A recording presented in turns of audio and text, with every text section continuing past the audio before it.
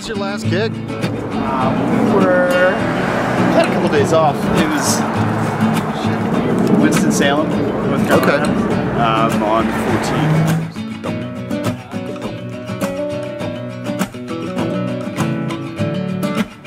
Where will our perfect bodies go? You're down with me in the ground. I counted over 50 shows supporting this EP, which is really impressive. Is that, I mean, what's the count? You guys are on show what? Yeah, I mean, sounds about right. I guess it was. Yeah, I guess it is around 50. Where will we go?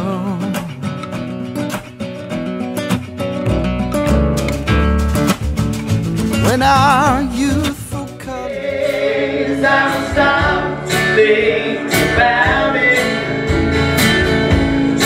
One of these days I'll find some time to kill. One of these days I'll stop to think about it. Yes, I will. One of these days I'll find some time to kill.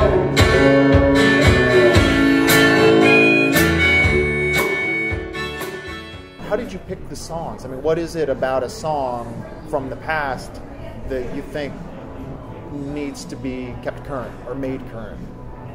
It shows where we're coming from. And, you know, you haven't seen us play yet, but one of our strengths is our singing. You know, me by myself and us together. Right. That's usually what everyone says when we get off stage. So these songs, if you listen through, you'll notice several of them are duet-ish. The Coasters tune, you know, they've got like 3 or 4 guys singing on the original master.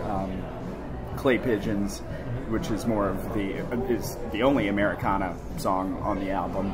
To an extent, it's like kind of like it's music I like to listen to, like the originals. You know, it's kind of like okay. So you Now people know now people know more about us and where we're coming from with our original music, I think. So. Okay. You're working with this group, the Team Claremont. Yes. Did I say that right? Yep. Yeah. That is, Out of Athens, Georgia. And so they're helping to promote what you do, right? And they're getting you radio play. Yeah, it's a radio campaign. They're radio promotional. So how do you feel that you're getting some positive effect from the radio coverage, the radio play? Nothing's as simple as it was years ago. You know, if you got radio on your side, then that was huge. Now there's so many little different things that you need to be successful at. So social media.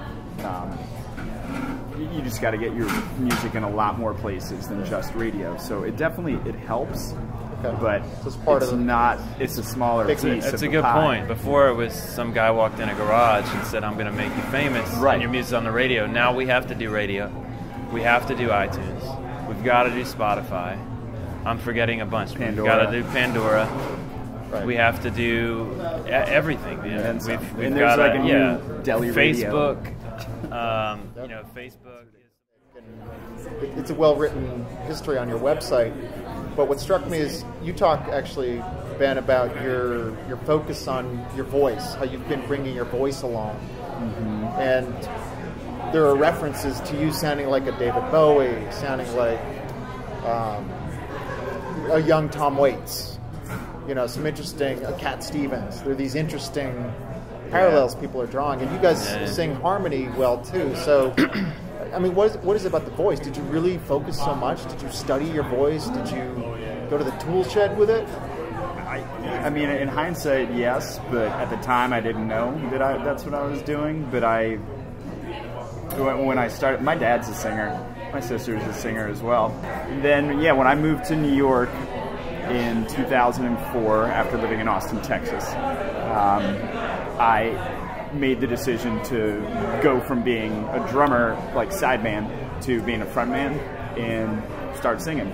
And so I started just recording demos in my apartment and stuff and listening back, and I was like, that's interesting. And then played it for some people who were in the industry, and they gave me positive feedback. And so I just, you know, sang away. And Bobby, you play the upright bass. Yeah, yeah. So are you a jazz or classical? I moved up to, I started, who's converted? A little bit. I studied classical first, and then I moved up to New York to play jazz. And I started my master's degree in jazz, and I just, I found work elsewhere. I mean, ultimately, I moved up to New York to work. So one of the first people I met was Ben, and I took the gig. I mean, all I wanted to be all I wanted to be at the time was a working musician. I didn't, you know, whether it was jazz, whether it was indie, whatever, I was ready to just take the gig. So yeah, and I didn't really sing before this gig that came along with it. It was part of the job, so you just sink or swim kind of thing. Well, you guys sing well together, so it's good then that this kind of good synchronicity or something hit. You guys hold it together. Cool. Yeah. Thank you. Well, good. I appreciate you guys sitting down and talking a little bit and talking about your new EP. Thanks, man. Thanks for having us on the Museum. Sure, yeah.